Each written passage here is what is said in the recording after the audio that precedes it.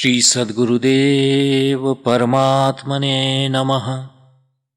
श्री रामचंद्राय नमः। आप श्री सद्गुरुदेव की सन्निधि में हैं। श्री गुरुदेव की सन्निधि में इस ग्रंथ के 7वें भाग से अब हम आगे पढ़ना शुरू कर रहे हैं। सारे गुरुदेव के उपदेश कुमुदिनी बेन पंजवाणी ने इनमें लिखे हुए हैं और उनकी सारी बातें जो उन्होंने कही, पत्र और वार्तालाप और कुछ औषधि के बारे में और कुछ ज्ञान और समझ की बातें। तो हम अब शुरू करते हैं पुष्ट 162 से। आप श्री सद्गुरुदेव की सन्निधि में हैं। शरणं सर्वभावेन ईश्वरः सर्वभूतानां हृद्देश अर्जुन तिष्ठति भ्रमयन् सर्वभूतानि यंत्रारूढ़ानि मायया। गीता जी के 18वां अध्याय से 61वां श्लोक। इसका अर्थ है, ईश्वर सर्व प्राणियों के हृदय में रहते हैं और अपनी माया से शरीर रूपी यंत्र पर आरूढ़ हुए सब प्राणियों को उनके स्वभाव के अनुसार भ्रमण कराते रहते हैं। सबको सुलभता से लभ्य प्राप्त होने के लिए वह अपने को सब में विराजित करते हैं। यथा सर्वस्य चाहम हृदि सन्निविष्टो। गीता के 15वां अध्याय का 15वां श्लोक। यंत्रारूढ़ हुए हमारी परवशता को यदि मिटाना है और हमको भी अनुभव युक्त उनको परखना है, परम शक्ति को तथा उनको प्राप्त करना है, तो उपाय है, भगवान बताते हैं, तमेव शरणं गच्छ सर्वभावेन भारत तत्प्रसादात् परां शांतिं स्थानं प्राप्स्यसि शाश्वतम्। गीता जी अध्याय 18 62वां श्लोक। हे अर्जुन, तू सर्वभाव से उस ईश्वर की ही शरण में चला जा, तो उनकी कृपा से तू परम शांति को और अविनाशी परम पद को प्राप्त हो जाएगा। शरणागति का स्वरूप है सर्व भाव से शरण होना, अपना सब कुछ एक शरणत को ही मानना। तात्पर्य है कि सांसारिक उत्पत्ति, विनाशशील प्राणी पदार्थ, घटना, परिस्थिति, देश काल आदि किसी का भी किंचित मात्र ही आश्रय और आशा न रखकर केवल अविनाशी एक परमात्मा का ही आश्रय ले लेना। सर्वभाव से शरण में जाने का तात्पर्य यह है कि मन से उसी परमात्मा का चिंतन हो, शारीरिक क्रियाओं से उसी का पूजन हो, उनका प्रेम पूर्वक भजन हो और उसके प्रत्येक विधान में परम प्रसन्न हो। भगवान के साथ हमारे संबंध की दृढ़ता हो। भगवान के साथ हमारे संबंध की दृढ़ता हो जाए तो शरीर संसार का आश्रय सर्वथा छूट जाता है। तब जीने की आशा, मृत्यु का भय, कुछ करने का राग, कुछ पाने की लालच, ये चारों का ह्रास हो जाता है। ईश्वरः सर्वभूतानां हृद्देशेऽर्जुन तिष्ठति। सर्व अंतर्यामी ईश्वर सब प्राणियों के हृदय में स्थित है। और सर्वस्व चाहम हृदय सन्निविष्टम, मैं सबके हृदय में स्थित हूं। ऐसा कहकर भगवान बताना चाहते हैं कि अंतर्यामी और मैं एक ही हूं। लज्जा, भय, मान, बड़ाई आदि तथा कुल, जाति, विद्या आदि का अभिमान और आसक्ति को त्याग कर एवं शरीर और संसार में अहंता ममता से रहित होकर केवल एक परमात्मा को ही परम आश्रय, परम गति और सर्वस्व समझना तथा अनन्य भाव से अतिशय श्रद्धा, भक्ति और प्रेम पूर्वक निरंतर भगवान के नाम, गुण, प्रभाव, स्वभाव और स्वरूप का चिंतन करते रहना और इस प्रकार भगवान का भजन स्मरण रखते हुए ही उनकी आज्ञा अनुसार अपने कर्तव्य कर्मों का निस्वार्थ भाव से केवल परमेश्वर के लिए उनकी प्रसन्नता अर्थ आचरण करना। यह शरणम गच्छ सर्वभावेन अर्थात सब प्रकार से परमात्मा के शरण में जाना होना है। गुरुदेव पुष्ट 164 पर परहित मानवता का परम लक्ष्य यह समझाते हैं। भगवान श्री राम ने कहा है, परहित सरिस धर्म नहीं भाई, परहित करना ही सर्वश्रेष्ठ धर्म है। जो जगत कल्याण की भावना से ओतप्रोत नहीं है वह धर्म का तत्व कदापि नहीं समझ सकेगा।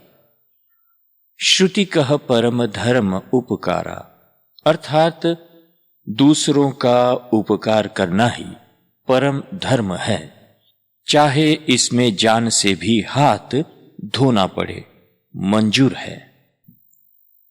स्वार्थ प्रधान मानव जीवन होवे तो वह पशु तुल्य जीवन कहा गया है, क्योंकि पशुओं का विरोध लक्षण स्वार्थ है। जैसे कि बंदर बालक के हाथ से रोटी छीन लेता है, कौवा दूसरे कौवे के साथ रोटी के लिए लड़ पड़ता है, कुत्ता सूखी हड्डी के लिए दूसरे कुत्ते को काटने दौड़ता है। पशु का जीवन स्वार्थ की श्रृंखला है, परंतु मनुष्य पशु नहीं है। मनुष्य में मानवता है, परंतु मनुष्य अपने ही स्वार्थ में अंध बने हो तब तक उसे अपने को मानव कहने का अधिकार है। मानवता का परम लक्षण जग कल्याण हित जीवन व्यतीत करना है। मानव देह धारण करने का उद्देश्य ऐसे पशु जीवन में दिन काटना नहीं है। गाय बैल की तरह जहां तहां मुंह मारकर समय कुसमय चलते फिरते जैसा तैसा खाते रहें, बकरी की तरह सब कुछ खाते रहें, हजम करते रहें। बकरी कंकड़ मात्र नहीं खाती है, बाकी सब कुछ खा डालती है। सूअर की भांति गंदे नाले में गंदे कीचड़ में पड़े रहें। मनुष्य जीवन का उच्च आदर्शों के विचार भी जागृत नहीं हो, भक्ष्य अभक्ष्य खाते रहें। बंदर के समान उचित योग्य समय का विचार छोड़कर काम भोग में लगे रहें। सांप की तरह किसी को काट लिया, अपनी स्वार्थ परायणता से किसी को तहस नहस कर दिया। बिच्छू की भांति किसी को डंक मारते रहें, किसी को पीड़ा ही पहुंचाते रहे। यह सब क्या है? मनुष्य शरीर में पशु का जीवन ही तो है। मनुष्य शरीर में पशु की योनि भोग रहे हो। बड़े भाग मानुष्य तन पावा। यह मनुष्य देह से तो तुम चाहो तो मोक्ष पा सकते हो, तुम चाहो तो परम आनंद के धाम भगवान के पास पहुंच सकते हो, भगवान का स्वरूप प्राप्त कर सकते हो। समस्त दुख क्लेशों को नाश करने के लिए परम आनंद धाम पर पहुंचने की यह तो आनंद की निसेनी सीढ़ी है। आंखों से सर्वव्यापी भगवान का दर्शन करो तो तुम में समदर्शिता आ ही जाएगी। कानों से प्रभु के उत्तम चरित्र सुनो तो तुम्हारे आचरण में भगवान के उत्तम गुण साक्षात करने की भावना प्रदीप्त हो उठती है, उठेगी। फिर आगे 165 पृष्ठ पर श्री गुरुदेव कहते हैं, सेवा में मिट जाना पड़ता है। आज नेत्र यज्ञ प्रारंभ हो रहा है। श्री गुरुदेव की सन्निधि में सर्वप्रथम ऑपरेशन का प्रारंभ होते समय श्री गुरुदेव ने कहा, आप सबके इस परमार्थ कार्य को अवश्य सफलता प्राप्त होगी। भगवान आप सबको सदैव सुखी व खुश रखें। जो कोई भी व्यक्ति सत्य निष्ठा से प्रेम पूर्वक परमार्थ का कार्य करती है, उसके समस्त व्यवहारों की सर्व प्रकार की बाधाओं को सर्वेश्वर मंगलमय भगवान किसी न किसी को निमित्त बनाकर शमन करते ही है। प्रसन्न चित्त से सब मेहमान मरीजों की हर प्रकार की खूब सेवा करो। 20 दिन तक अपने शरीर को भुला दो, अपने दुखों को बिसरा दो। तन मन से पूर्ण लगन से इस सेवा यज्ञ में दिन रात जुट जाओ। देखो तो फिर कैसा अवर्णीय आह्लाद तुमको बना रहेगा। तुम्हारे चित्त में अपूर्व प्रसन्नता की बाढ़ निश्चित तुम्हारे अनुभव में आएगी। सेवा में अपने तन मन को लय कर दो, तब ही सेवा सेवा है।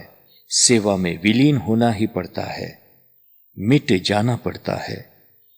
सेवा करते हो यह तो तुम्हारा फर्ज है, क्योंकि तुम्हारा खुद का जीवन व्यवहार कितनों के सहयोग से चल रहा है।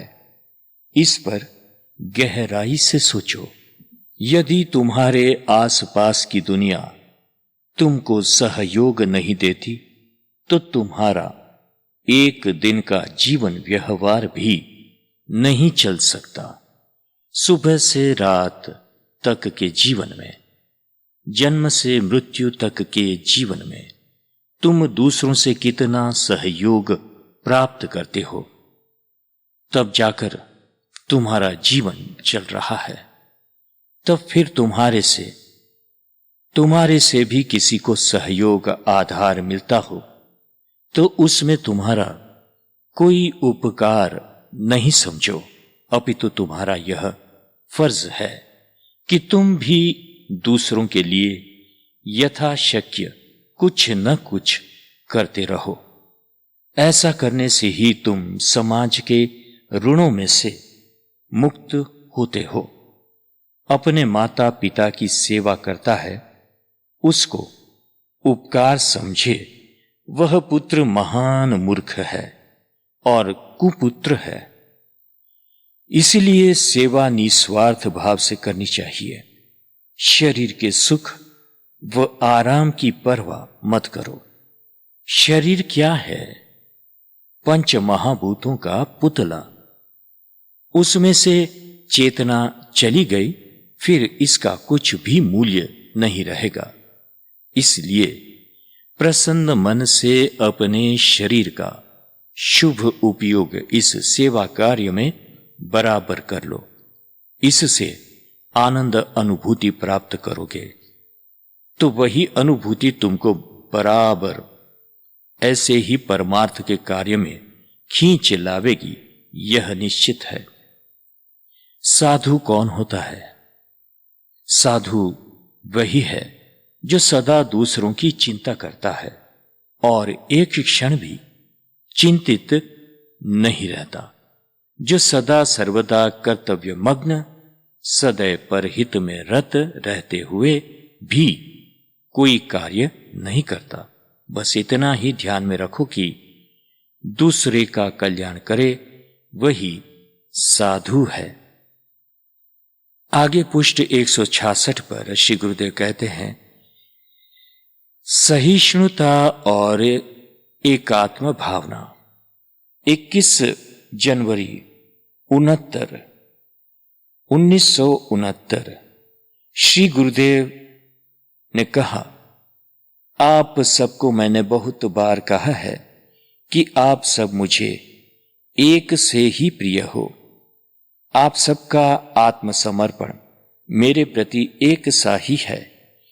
ये दोनों बातों में कोई भी ज्यादा या कम नहीं है, किसी में भी घटा बढ़ा नहीं है, यह निश्चित बात है। लेकिन तुम लोग यह मानने को तैयार नहीं हो, यही बड़ी आपत्ति है। तुम 4-8 व्यक्ति मेरे निकट में रात दिन रहते हो, फिर भी तुम्हारे बीच में सहिष्णुता नहीं। वहां एकात्म भावना की तो बात ही कहां, और सर्वे सुखिनः संतु की भावना की बात तो बोली भी किस प्रकार जाए। हरि भाई, क्या कहूं और किस प्रकार कहूं और कितना कहूं। मेरे चित्त में निराशा और ग्लानि भर आते हैं। भगवान इनका कल्याण करे। प्राणी मात्र में, चराचर में, भूतों में वही एक ही राम रम रहा है। कितनी उदात्त भावना है। और आध्यात्मिकता, नैतिकता और धार्मिकता के नींव रूप स्वीकार करना, समझना, यही साधना का प्रारंभ है। जीव मात्र मोहग्रस्त होते हैं। इसी कारण राग आदिकों में फंसता हुआ अनेक प्रकार के उद्वेग, संतापों का अत्यंत दुखदायी अनुभव करता रहता है। विद्वानों ने, अनुभवियों ने, संतों ने, शास्त्रों ने, सबने मान्य किया है कि एकात्म भावना का उदय, परमार्थ तत्व का दर्शन, अथवा तो यूं कहो कि समस्त साधनों का मूल जो है विवेक, वह सद्गुरु के संपर्क से और उनके अवलंबन से प्राप्त होता है। जब तक यह कुछ नहीं है, तब तक अंतकरण की शुद्धि की प्रक्रिया शुरू ही नहीं होती है। बिना शुद्धि के हम कुछ नहीं पा सकते। आगे पुष्ट 167 पर गुरुदेव समझाते हैं, श्री गुरुदेव की प्राप्ति इसी को कही है। मां ने और हरि भाई ने कहा कि आपकी इतनी कृपा है तो अब तो जरूर ही सबको आनंद प्राप्त होगा। अब परिणाम निकलेगा ही। श्री गुरुदेव ने कहा, क्या कहूं मां, मेरा मन निराशा युक्त है। सत्व गुण, तमोगुण, विवेक ज्ञान अभी तो हम में उदय नहीं हुआ है। अभी तो हम तम व रजस के ऊपर ही नहीं उठे हैं। कैसे पूरा पड़े? बिना सात्विकता के प्रेम, ज्ञान, भक्ति कुछ भी स्थायी नहीं हो सकता। कोल्हू के बैल की भांति अभी हम तो कीले से बंधे रहकर, आंखों पर पट्टी ज्यों की त्यों रखकर अहरनिश चक्कर काट रहे हैं। यह बात सही है कि गुरुदेव स्वभाव में, क्रिया में, आचरणों में पलटा ला देते हैं, मोड़ दे सकते हैं, परंतु ऐसा मोड़ भी पात्र में ही स्थायी रूप से ठहर सकता है। गुरुदेव के वचनों का स्थायी निवास सुपात्र में होता है। हरि भाई जैसे में हरि भाई की जीवन साधना है, सब बराबर है और यही उनका मुद्रा लेख है। अब हरि भाई को कोई भी दशा में प्रतिकूलता महसूस ही नहीं होती है, तो वे तो सब बात में, सब परिस्थिति में बराबर है, यह सहज ही मान लेते हैं और कह देते हैं कि भीतर बाहर एक रूप से बराबर है, वही बराबर होता है।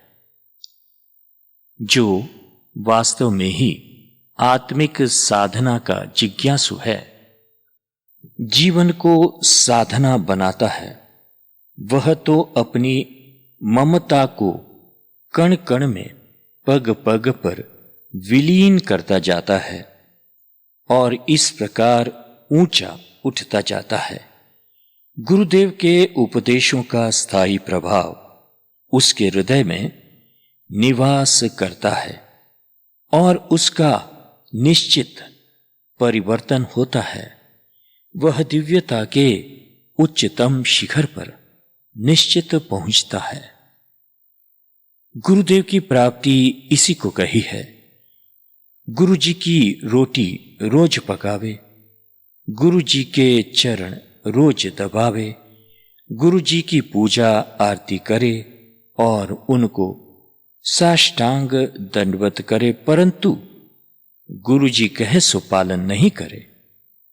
जब तक ऐसा हाल हो तब तक गुरुदेव की प्राप्ति हुई ही नहीं है।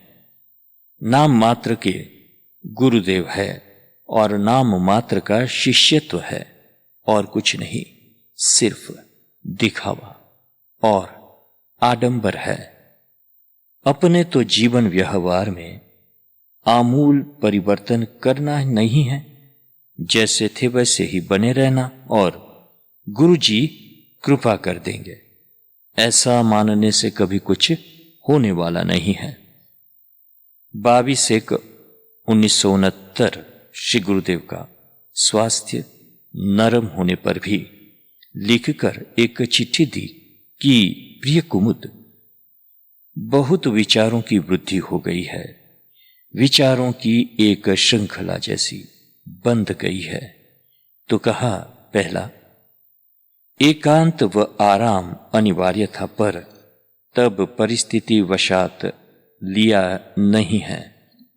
दूसरा, अब प्रयत्न करता हूं पर निरर्थक होता है, जैसा चाहिए वैसा न एकांत न आराम। तीसरा, मैं अच्छा नहीं हो सकूंगा। चौथा, तेरा क्या होगा कुमुद। पांचवा, महारोग मुझे होकर ही रहेगा कुमुद। मैं जानता हूं कि यदि तुमको कहूं तो तुम्हारा जीवन खूब सादा बना सकती हो, इसमें मुझे बिल्कुल शंका नहीं मेरी कुमु, परंच परिस्थिति से मैं बहुत बाध्य हूं। कुमुद, तुमने खूब सहन किया, कर रही हो, क्या करूं। देश काल वस्तु विषय हो गई भारी भूल, मरते दम तक ना मिटे है बना हृदय की शूल। ऐसी जिंदगी पर है लानत, जन्मा तब से रोया जो कमाया सुख होया। इस पर भी करते हैं वकालत, देखो देखो हमारी यह हालत। ऐसी जिंदगी पर है लानत। आगे गुरुदेव 169 पुष्ट पर कहते हैं 169, संतों के सानिध्य में रागादिक क्यों। संत महात्मा के निकट में जब जाते हैं, उनके अंतरंग शिष्यों को, भक्तों को जानने लगते हैं, तब हमें मालूम पड़ जाता है कि वहां नीति नहीं, प्रामाणिकता भी नहीं और उसके बदले रागादिक की प्रधानता, झगड़ा टंटा, चोरी जैसी क्षुद्र प्रवृत्तियां विशेष बलवती दिखाई देती है, जिसको हम लोग साधारण नीति कहते हैं, साधारण शिस्त कहते हैं। साधारण संस्कारिता शिष्टता मानते हैं, उनका भी वहां संत के पास के जगत में यानी संत के भक्तों में अभाव होता है।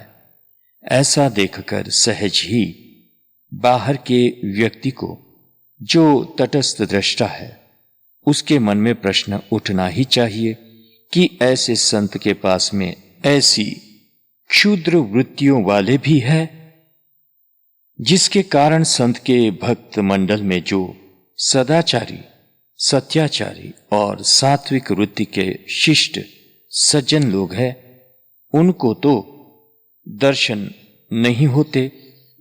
उन लोगों का तो कुछ मालूम नहीं पड़ता है, लेकिन जो झगड़े रागादिक करते हैं वे ही दृष्टि में आ जाते हैं। यह क्या कारण है कि प्रायः सभी संत महात्माओं के निकटवर्ती भक्त समुदाय में इस प्रकार के सज्जन दुर्जन की मिली झुली भीड़ रहती है। यथा नदीनां बहवो अम्बुवेगाः समुद्रमेवाभिमुखा द्रवन्ति। अर्थात समुद्र में छोटी बड़ी असंख्य नदियों का प्रवाह एक समुद्र में विलीन होते हैं, उसी प्रकार संत के पास भी अनेक स्तर के असंख्य मनुष्य अपनी अपनी इच्छा की पूर्ति के लिए जाते हैं। संतों का स्वभाव होता है कि जो ज्यादा मान बढ़ाई देकर अपनी ओर खींचते हैं, ताकि दुखी मनुष्यों को भगवद मार्ग में रस आनंद की अनुभूति होवे। ज्यादा दुखी कौन होगा? जिसके मन में ज्यादा वासनाएं होगी, जिसके अंतकरण में तमोगुण की अधिकता होगी, जिसके ज्यादा मोह ममता होंगे इत्यादि, अथवा तो धन नाश से दुखी हो गया हो, या कोई स्वजन प्रिय की मृत्यु से दुखी हो गया हो, या कोई असाध्य बीमारी से पीड़ित होकर दुखी हो गया हो। इस तरह दुखियों के प्रति विशेष करुणार्द होकर संत उन लोगों को अपने निकटवर्ती समुदाय में प्राधान्य देते हैं। संतों को होता है कि यदि मैं भी ठुकराऊंगा तो दुखी है और कितना दुखी हो जाएगा, फिर कहां कहां भटकेगा। तो संत के यहां झगड़ा रागादिक की प्रधानता दिखती है। दुखी को राजी रखने को, सुख देने को संत जानते हुए भी निकटवर्ती समुदाय के सज्जन भक्तों के साथ अन्यायपूर्ण व्यवहार करते हैं, तो झगड़ा शुरू होता है। इस तरह का रागादिक का कुछ कारण तो खुद संत ही होते हैं। अपने निकटवर्ती भक्त की संकुचित स्वार्थ वृत्ति को प्रकट नहीं होने देते, वैसे ही निकटवर्ती भक्त की कृपणता को भी प्रकट नहीं होने देते, रागादिक वृत्ति को भी प्रकट नहीं होने देते, क्योंकि संत के मन में अत्यंत दया करुणा रहते हैं कि इतनी क्षुद्र वृत्ति खुली हो जाएगी तो दूसरे लोग इसको बुरी निगाह से देखेंगे, इसको बुरा समझेंगे। संतों की करुणा की कितनी गहराई है, उसका नाप कोई आज तक लगा नहीं सका है। सत्य पुरुष तो सत्य पुरुष ही है। एक बार उसके पास जो कोई जाता है, उसको फिर छोड़ते नहीं है। उसको ऊपर उठाने का पूरा परिश्रम संत करते ही हैं। साधु और मकोड़ा पकड़े हुए को कभी छोड़ते नहीं हैं। संत प्रत्येक जीव को उसके स्तर से, उसकी पात्रता के अनुसार, उसके आत्मिक बल अबल के अनुसार ऊपर उठाकर उस स्तर से भगवद मार्ग में आगे कदम चलाते रहते हैं। उद्विग्न विद्वेषी जीव को तत्काल शांत करने को दुलार प्यार का आश्रय देते हैं, परंतु वो ही जीव कभी सात्विक भाव में होता है तब योग्य मौका पाकर संत उसको उद्वेग द्वेष से होने वाले अहित को समझा देते हैं और सुनते समय जीव भी समझ जाते हैं। जीवों के जिस प्रकार के संस्कार दृढ़ और गहरे होते हैं, उसके अनुकूल संत के वचन का प्रभाव जीव ग्रहण कर सकता है। थोड़े दिन के बाद वो ही जीव फिर से वो ही उद्वेग विद्वेष करने लगता है। फिर संत दुलार प्यार से शांत करते हैं, फिर जीव को समझाते हैं।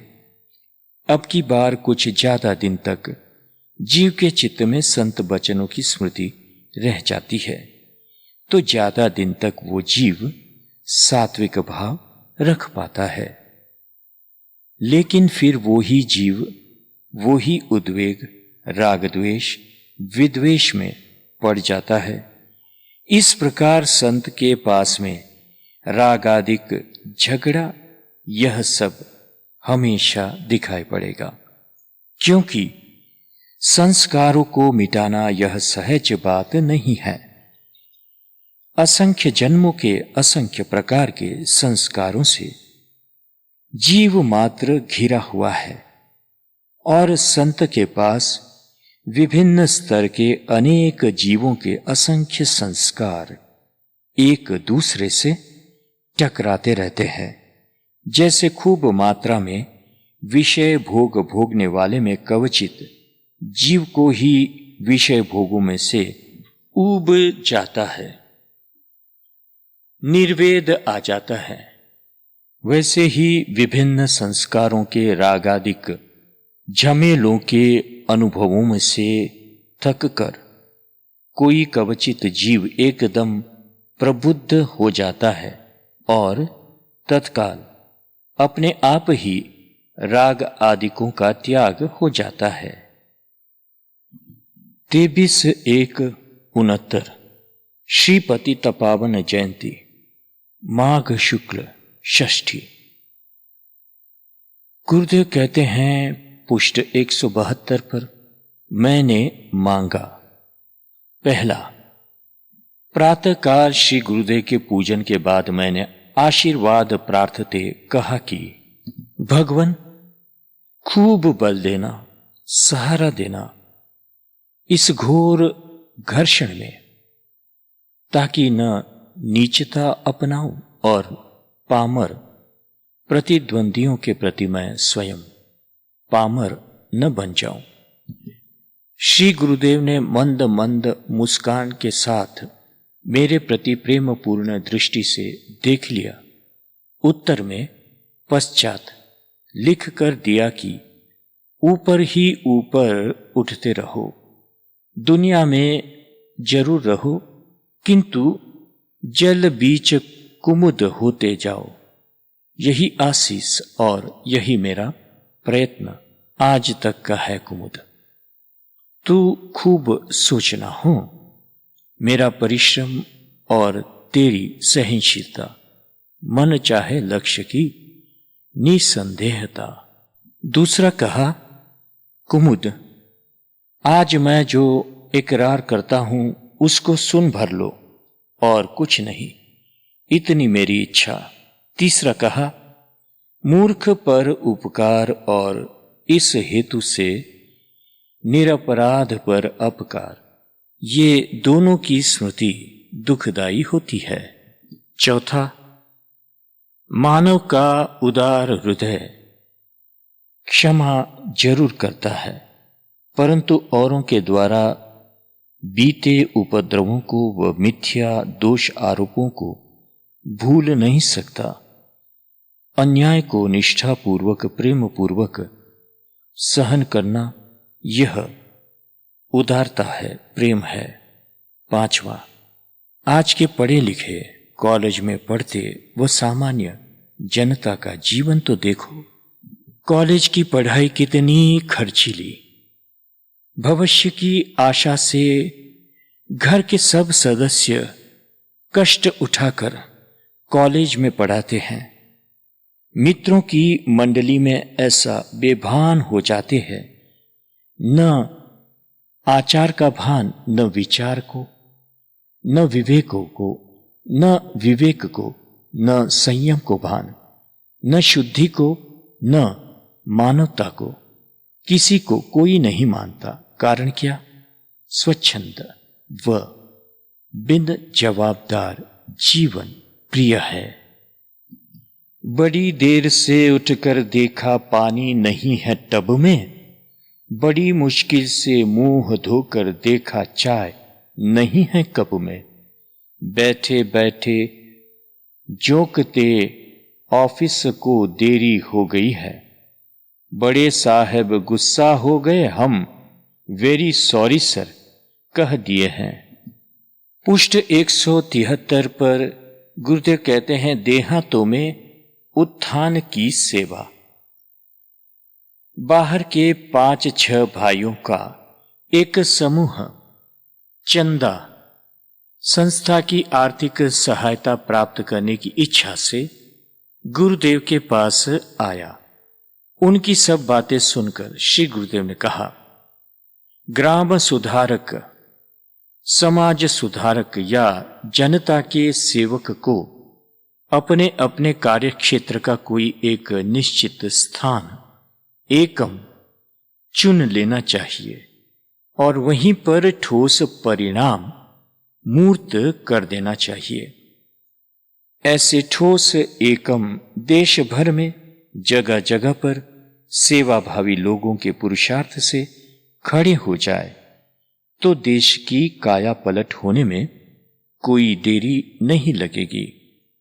हमारे देश की बहुत बड़ी जनसंख्या झोपड़ियों में, देहातों में जीवन यापन कर रही है। इनके उत्थान के लिए वहां आसपास में रहने वालों को ही बहुत पुरुषार्थ करना चाहिए।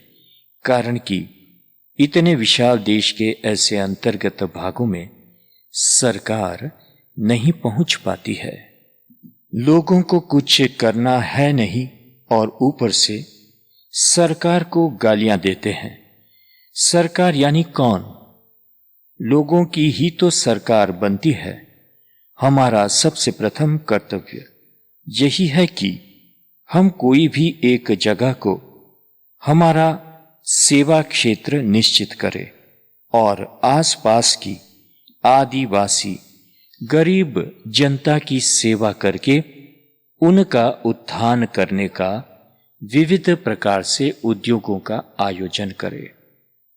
थोड़ा भी ठोस कार्य करोगे तो फौरन ही सरकार का ध्यान आकर्षित होगा ही और तब सरकार निश्चित ही सब प्रकार की मदद करेगी। एक भाई ने कहा, हमारे क्षेत्र में प्राथमिक और माध्यमिक स्कूल शुरू किए 4 साल हो गए हैं और आगे के कार्य के बारे में आपका मार्गदर्शन हम चाहते हैं। श्री गुरुदेव ने कहा, उसी का विकास करो। छात्रों के लिए भोजन, रहना आदि मुफ्त मिले ऐसा छात्रालय खड़ा करो। आदिवासी जन अपने बालकों से खेतों में अपने साथ साथ परिश्रम कराते हैं, तब सब काम पूरा पड़ता है। ऐसी परिस्थिति में बालकों को पढ़ाने के लिए भेजते हैं, तब काम करने वाले की कमी सहन करनी पड़ती है। माता पिता मजदूरी करते हैं तो छोटे छोटे बच्चों को और घर को संभालने की जिम्मेवारी 6-7 साल के बालक पर रहती है। इसलिए छात्रालय बहुत ही जरूरी है। इसके साथ साथ आदिवासी जनता को स्वास्थ्य के बारे में आवश्यक शिक्षा मिले ऐसा कार्यक्रम बनाना, क्रमशः आयुर्वेद की औषधियों का प्रचार करना, अस्पताल का आयोजन करके उसमें हर प्रकार के नूतन साधन सुविधाओं के द्वारा और निष्णात डॉक्टरों की सेवा प्राप्त करके जनता को सुख पहुंचाने का कार्य करना। अपने सुख सुविधा और नाम बढ़ाने के मोह में सेवा की प्रवृत्ति को कलंकित नहीं होने देना। बस इस बात का ख्याल रखोगे तो जनता की सेवा का तुम्हारा स्वप्न जरूर ठोस रूप में तुम देखोगे और सब देखेंगे। देश को आत्मनिर्भरता चाहिए, आश्वासन नहीं। देश को दर्शन चाहिए, प्रदर्शन नहीं। देश को काम चाहिए, स्कीम नहीं। देश को कर्मठ व्यक्ति चाहिए, वाचाल नहीं। देश को उत्साह चाहिए, विडंबना नहीं। देश को ठोस चाहिए, पोल नहीं। यदि हम यह कर सकते हैं तो देश का आध्यात्मिक विकास कर सकते हैं। यदि कोई कार्यों में सहयोग देने को जब कहे तब पगार लेकर करना, सेवा भाव से नहीं। मर जाऊं मांगू नहीं अपने तनु के काज, परमार्थ के कारण मोही न आवे लाज। कितने आश्चर्य की बात है कि हम लोगों की बुद्धि और विचारधारा में इतनी मोटी बात नहीं आ रही है कि भाई, हर काल में, हर देश में भविष्य सर्वसाधारण के हाथ में ही होता है। इसलिए सर्वसाधारण के संपर्क में ज्यादा से ज्यादा रहकर हर एक भाग के द्वारा, हर एक साधन के द्वारा सबसे प्रथम सर्वसाधारण को ही शिक्षित बनाना चाहिए। यदि उचित रीति से शिक्षा दी जाए तो ही वर्षों में आने वाली विद्या महीनों में आ सकती है। 24/1/69 को गुरुदेव ने लिख कर दिया कि तेरे प्रश्न चित्र मूल नहीं पाता है, क्योंकि 100% सत्य है, पर कमु तेरी मेरी बीच में और मेरी परिस्थिति में ही ये सत्य है, यह नहीं भूलना कदापि। मेरी ऐसी परिस्थिति में मेरे साधु स्वभाव से ही हाल में तो उदारता, त्याग आदि का जो सामर्थ्य है वह आज केवल 5 रुपये जैसा और रागादिक संकुचितता, उग्रता का सामर्थ्य करोड़ रुपये जैसा वास्तव में न होने पर भी है, ऐसा दिखाई पड़ रहा है। उदारता का सब लाभ ले रहे हैं, परंतु वे उदारता नहीं अपनाएंगे ताकि वैसा ही सुख किसी को मिले। कैसा है जगत, तू धैर्य रख कुमु। मैं बहुत सोचता हूं क्या करूं। हमारे दोषों का दिग्दर्शन करावे, वह हमारे हितु है। यह पुष्ट 175 पर है। श्री गुरुदेव के निकट में 8-10 भाई बहन बैठे थे। एक बहन ने कुछ बात चिट्ठी में लिखकर श्री गुरुदेव को चिट्ठी दी। श्री गुरुदेव ने पढ़कर हम सबको जाने की आज्ञा दी। 3-4 घंटे पश्चात श्री गुरुदेव का कमरा खुलने पर हम अंदर गए और बैठने की आज्ञा मिलने पर सब बैठे। श्री गुरुदेव मानो अपने मन ही मन बातें कर रहे हो, इस प्रकार बात कहते रहें। बाद में बोले, तुम सबकी शिकायत तो करते हो, ठीक है, पर तुम्हारे दोषों को भी कभी कभी देखो ना, तो तुमको कुछ पता पड़े। हम तो सबसे अच्छे हैं, बाकी सब बुरे हैं, ऐसा मानना तो केवल अहम है। परिस्थिति से बाध्य होकर ही मैं पराधीनता में अपने को फंसा रहा हूं, यह मैं खूब जानता हूं। जान करके भी ये न केन प्रकारेण परिस्थिति निभाता हूं, कारण कि निर्वाह कर देना है, यह मेरा संकल्प है। परंतु इस पर से हम तो अच्छे और सब बुरे हैं, ऐसी बातों में न कोई तथ्य है न कुछ सत्य है। तुम पहले तुम्हारे मन का ही निरीक्षण करो, तो तुम्हारे कितने और कैसे दोष है इसका कुछ तो भान होगा। ज्यों ज्यों यह भान होता जाएगा, त्यों त्यों दूसरों के दोषों के प्रति सहानुभूति और सहिष्णुता उत्पन्न होंगे, और इस तरह अंतकरण में उदारता का प्रादुर्भाव होने लगेगा।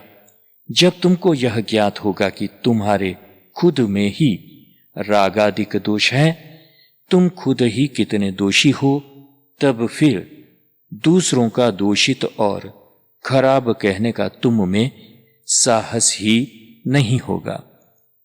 हमको तो इस सिद्धांत अनुसार रहना चाहिए कि बुरा देखन मैं चला, मुझसे बुरा न कोई। देखो, इसको आदर्श बनाकर इसके अनुसार चलो और ऊंचा उठो, तो ही कुछ प्राप्त कर पाओगे। मैं तू के ऐसे झमेलों में कुछ सार नहीं है, मात्र वातावरण कुलषित करते हो। समय चला जा रहा है, पीछे पश्चाताप के अतिरिक्त कुछ नहीं रहेगा। समझो तो अच्छा है, नहीं तो अब भी रोते हो और पीछे भी रोते रहोगे। बाबा जी कहाँ गए थे? कहीं नहीं। क्या लाए? तो कुछ नहीं। ऐसा नहीं होने दो। और तो क्या कहूं। इसी वक्त नगर के 3 प्रोफेसर और 8-10 विद्यार्थी श्री गुरुदेव के दर्शन को आए। श्री गुरुदेव को प्रणाम करके सब बैठे। वे सब नेत्र यज्ञ की सुंदर कार्यवाही और व्यवस्था देखकर आए थे और प्रशंसा की।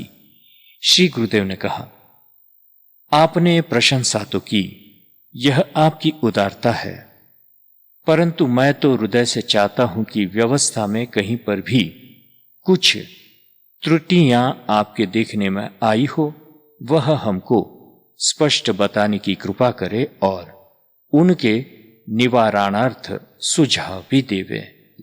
प्रोफेसर ने हाथ जोड़कर कहा, बाबा जी, आप हमें शर्मिंदा न करें।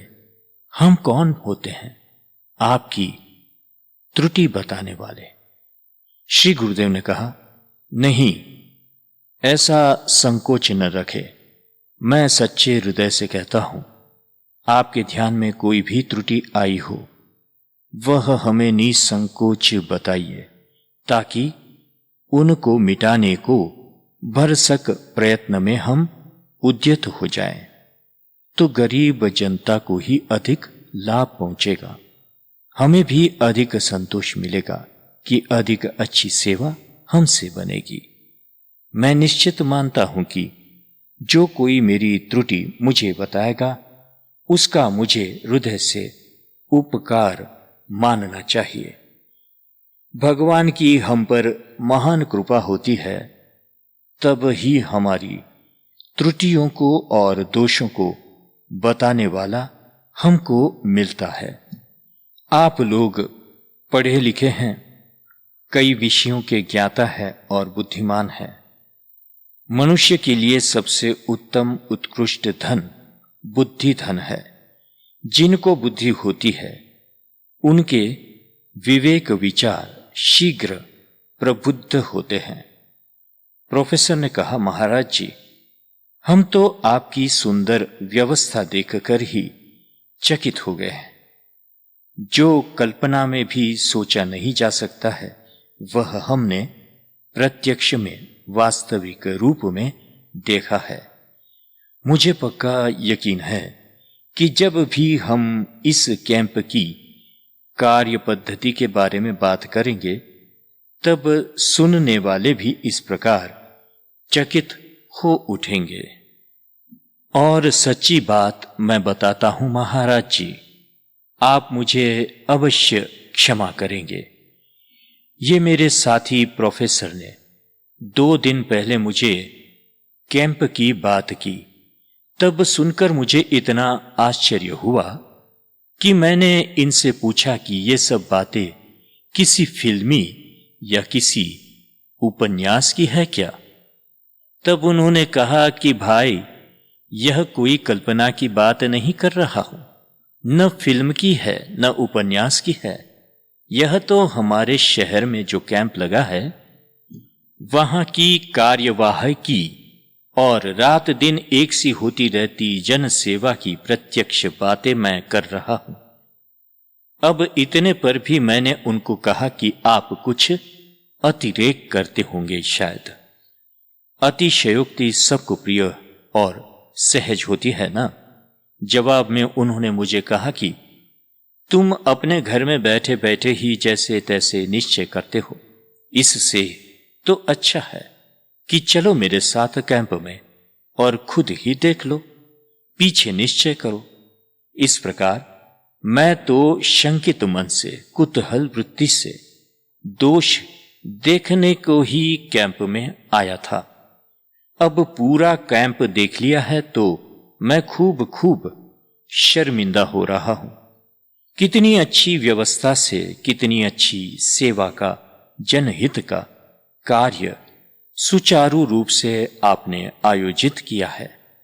ऐसी व्यवस्था शक्ति अप्रीतम है और हमको नतमस्तक कर दिया है। हमारे मन में जो शंका, अविश्वास उठे थे, उसके लिए मैं हार्दिक क्षमा प्रार्थना करता हूं महाराज जी। श्री गुरुदेव ने कहा, आपके कैंप देखने को आने से तो हमें अत्यंत प्रसन्नता हुई है। बुद्धिमान लोगों का इस क्षेत्र की ओर लक्ष्य खींचे तो कैंप सार्थक होता है। मेरे तो ऐसे विचार है, भगवान सब में एक से हैं, सब में भगवान के दर्शन ही तो होते हैं और समदृष्टि और हमदर्दी बनी रहती है। प्रत्येक मरीज हमारे लिए भगवान ही है और भगवान की सेवा तो सम्मान पूर्वक, प्रेम पूर्वक ही की जाती है ना। बस तो इस प्रकार यहां भी कहीं त्रुटि न हो जाए, यही चिंता रहती है। थोड़ी और बातचीत बाद वे लोग विदा हुए। श्री गुरुदेव ने कहा, हरि भाई, ये लोग गए, अब अपनी जो बात चलती थी उसकी बात करें। हमारे दोषों का जो दिग्दर्शन करावे वह हमारा हेतु है। सुनो, मैं मेरे जीवन की एक घटना बताऊं। उन दिनों में मैं राजकोट में विचार सागर पढ़ाता था। एक दिन 15-20 भाई सुन रहे थे, तब प्रसंग के अनुरूप एक संस्कृत श्लोक मैंने कहा। कथा प्रसंग समाप्त होने पर एक भाई ने मेरे से कहा, बापू, आपने तो 2 अलग अलग श्लोकों की एक एक अर्धाली लेकर श्लोक बना लिया है। मैंने कहा कि मेरी स्मृति में ऐसा है कि जो श्लोक मैं बोला हूं वही एक पूरा श्लोक है। उस भाई ने कहा, आप कहें तो मैं 2 श्लोक आपको कहूं। तब मैंने कहा कि बराबर, निसंकोच बताइए। उसने दोनों श्लोक बिल्कुल शुद्ध उच्चारण के साथ कहे और मुझे मेरा स्मृति दोष मालूम पड़ गया। मैंने फौरन स्वीकार कर लिया कि हां भाई, मेरी भूल थी, आपकी बात सही है। मेरे स्मृति दोष से मैंने तो 2 अलग अलग श्लोकों का अंग भंग करके एक नया ही श्लोक जमा दिया था। यह घटना मुझे कई बार याद आ जाती है। अब इसके ऊपर सब सोचो तो 15-20 भाई ने मेरा कहा श्लोक सुना था, किसी ने भी मेरी गलती नहीं बताई, वही एक भाई ने बताई। तो प्रश्न उठेगा कि औरों ने तो मेरा स्मृति दोष क्यों नहीं बताया और उसी एक भाई ने क्यों मेरा दोष बताया। तुम्हारी सबकी तरह मेरी बुद्धि में भी राग द्वेष नहीं होने के कारण मेरी समझ में यही बात सही बात आ गई और सुनने वाले जानते ही नहीं थे कि श्लोक गलत बोला गया है। तब मेरा दोष कैसे बताएंगे? मैं यह बात इसलिए कह रहा हूं हरि भाई कि इन सब का मस्तिष्क उल्टा चलता है। यदि एक ने कोई गलती बता दी तो फौरन शिकायत करते हैं कि यह तो बस दोष दर्शन ही करता रहता है। दिमाग कितना उल्टा वापरते हैं। खुद के दोष तो निकालते नहीं हैं और ऊपर से अपने दोषों का स्वीकार भी नहीं करना है। इसलिए उल्टा दिमाग चलाकर फौरन कहने लगते हैं कि वह तो दोष दर्शन ही करता है। ठीक है, तुम्हारी बात मान ली जाए कि वह अमुक व्यक्ति दोष दर्शन ही करती है और हमेशा गलती ढूंढता है। अब यह सोचो कि वह अमुक व्यक्ति दोष किसको कहा जाए यह जानती है, इसका ज्ञान है। यदि दोष किसको कहा जाए यह वह जानता है, तभी तो वह तुम्हारा दोष बता सकता है ना। मोटर ड्राइविंग जानने वाला ही तो नए सीखने वालों की गलती बता सकता है ना। पाक शास्त्र जानने वाला ही तो रसोई में गलती बता सकता है। दोष तुम्हारी क्रिया में है तो दिखाई पड़ते हैं और दोष के बताने वाला बताता है कि यह दोष है। हमारे दोषों को बताने वाला हमारा परम हितु है, ऐसी भावना हमारी होनी चाहिए। जामनगर में काष्ठमौन से बाहर निकलने के अगले रोज रात्रि में बाहर अरविंद ने सितार बजाया। मैंने सुना। माल काउंस में एक स्वर ढीला बजता था। सितार मुझे बहुत प्रिय है। मैं पहले बहुत बजाता था। दूसरे दिन जब किवाड़ खोले गए और रात्रि में सब बैठे थे, तब मैंने पूछा कि कल इस वक्त सितार किसने बजाई थी। उसमें एक तार ढीला पड़ गया था। तब अरविंद ने स्वीकार किया कि तार ढीला पड़ गया था, उसको मिलाया नहीं गया था। साधु किसका मित्र है, वैश्या किसकी नार, शठ किसका शुभ चिंतक, करिए बना विचार। 25/1/69। साधु को मत सताओ, साधु रो देगा, उसका मालिक सुनेगा तब जड़ मूल से खो देगा। तक हमने 180 पृष्ठ तक पढ़ा। फिर आगे 181 से पढ़ेंगे। चमत्कार यानी क्या। अब यहां पर विराम। श्री सद्गुरुदेव परमात्मने नमः। श्री रामचंद्राय नमः। हरि ओम तत्सत। हरि ओम तत्सत। हरि ओम तत्सत। ओम शांति शांति शांति।